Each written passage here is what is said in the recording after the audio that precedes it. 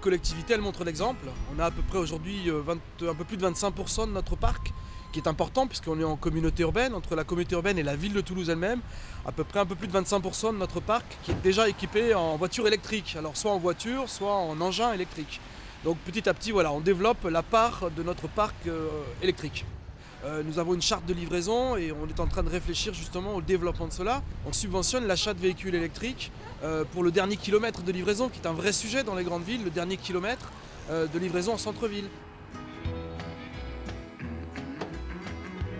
Au niveau de l'hypercentre, nous avons revu la totalité de nos circuits collecte-remise et nous avons réalisé une économie de 200 000 € sur ce projet. Nous sommes un acteur majeur de la logistique urbaine et nous souhaitons nous inscrire dans la politique de déplacement de plans de marchandises de la mairie de Toulouse. Et donc nous allons continuer à développer cet axe de travail. C'est un travail sur lequel on est engagé maintenant depuis 2 ans et demi. Nous sommes ici même dans un emplacement de bornes de recharge électrique, de stations. Alors, sur une station, il y a plusieurs bornes de recharge électrique, des charges rapides, des charges plus lentes, ouverts aux usagers.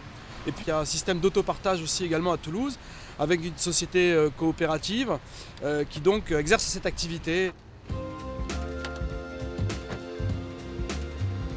Un véhicule partagé permet de remplacer jusqu'à 9 voitures de particuliers. Donc au global, avec nos 40 voitures, on participe un petit peu à redonner de l'espace qui peut être utilisé à d'autres fins, donc pour des pistes cyclables, pour des espaces verts, voilà, pour redonner un petit peu un nouveau souffle à la ville. Et nous comptons environ 750 abonnés qui utilisent ces véhicules pour des sorties occasionnelles.